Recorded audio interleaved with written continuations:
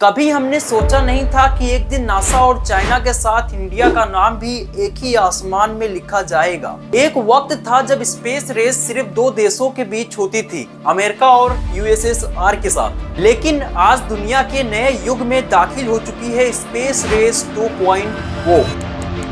इस दौड़ में एक तरफ अमेरिका है जिसका बजट पूरी दुनिया में सबसे ज्यादा बड़ा है, नासा, स्पेस एक्स और बिलियंस डॉलर के प्रोजेक्ट्स। दूसरी तरफ चाइना, जिसके पास बहुत तेज एम्बिशंस हैं, मून पर बेस बनाना, मार्स तक पहुंचना और स्पेस को अपने मिलिट्री पावर के लिए यूज करना। चाइना फ्यूचर को लीड करने के लिए बहुत तेजी से रेस में है। और तीसरी तरफ है सबसे ज्यादा शांत, सबसे ज्यादा अंडरडॉग लेकिन सबसे ज्यादा इम्पैक्टफुल देश, इंडिया।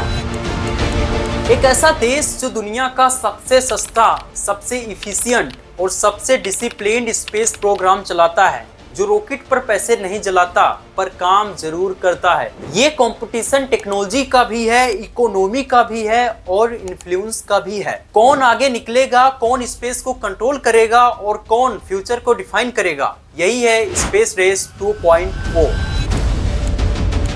अमेरिका को पता है अगर सुपर पावर बनना है तो स्पेस में फुल ग्रिप चाहिए। नासा बहुत सालों से स्पेस में काम कर रहा है, चांद पर पहुंचना, स्पेस शटल्स भेजना और मार्स पर अपने रोबोट्स को चलाना, ये सब अमेरिका का लॉन्ग एक्सपीरियंस दिखाता है। और अब अमेरिका इंसानों को हमेशा के लिए मून पर ले जाने की प्लानिंग में लगा हुआ है। ऊपर से स्पेस एक्स जो बार बार यूज होने वाली रॉकेट्स भी बना रहा है, मार्स पर इंसानों को भेजने की तैयारी कर रहा है और फ्यूचर में एस्टेरॉइड से मेटल्स निकालने के प्लान भी कर रहा है। ये सब सिर्फ टेक्नोलॉजी नहीं है, ये एक इन्फ्लुएंस गेम है। हर मिसाइल का, हर सैटेलाइट का, हर मिशन का ये मैसेज है कि हम रेडी हैं फ्यूचर के लिए। ये रेस सिर्फ साइंस के लिए नहीं है, ये इकोनॉमिक स्ट्रेटजी और सर्वाइवल के लिए है। यहाँ जिस देश के पास सबसे ज्यादा एक्सपीरियंस और इंफ्रास्ट्रक्चर होगा वो फास्ट मूवर एडवांटेज लेगा। और अमेरिका कंटिन्यूसली हर मिशन से सीख रहा है। फेलियर के बाद प्लानिंग और भी स्ट्रॉन्ग होती जा रही है और स्पेस एक्स का विजन और भी आगे है।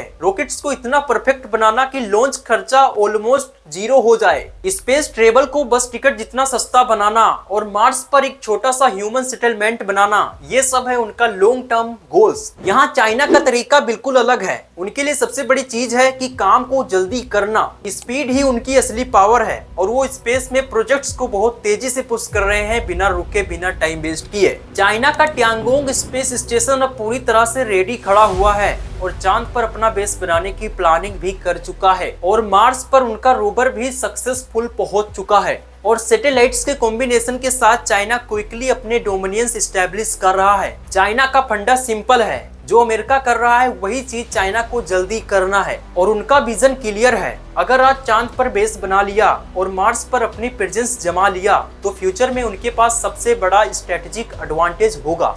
फिर आता है इंडिया।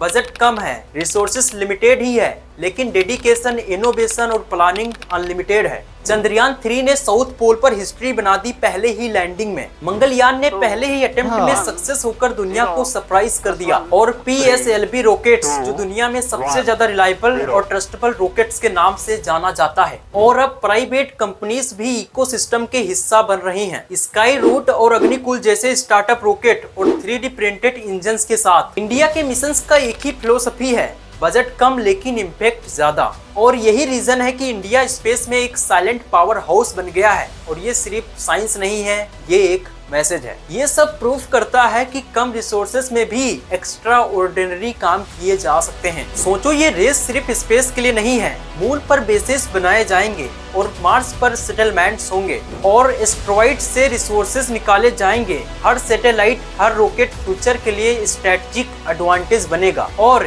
ये रेस धरती पर भी इम्पैक्ट करेगी। Agriculture, climate, monitoring, banking, security और जिन चीजों को हम नॉर्मल लेते हैं, जो सैटेलाइट पर डिपेंडेंट है। और यही वो वजह है कि स्पेस रेस 2.0 सिर्फ साइंस का गेम नहीं है, बल्कि पॉलिटिक्स, इकोनॉमी और सर्वाइवल का भी गेम है। कौन जीतेगा इस रेस का रिजल्ट अभी किसी को नहीं पता, लेकिन ये बात क्लियर है, जिस देश का विजन क्लियर होगा, जिस देश का प्लानिंग स्ट्रॉन्ग होगा, वही फ्यूचर का विनर होगा। अमेरिका एक्सपीरियंस के साथ दौड़ रहा है, चाइना स्पीड के साथ, और इंडिया इफिशिएंसी और इनोवेशन के साथ। इंडिया ने प्रूफ कर दिया कि लिमिटेड रिसोर्सेज के साथ भी एक्स्ट्रा ऑर्डिनरी रिजल्ट पॉसिबल है और ये रेस अभी शुरू हुई है। ह्यूमैनिटी के लिए एक नया एरा शुरू कर रहा है।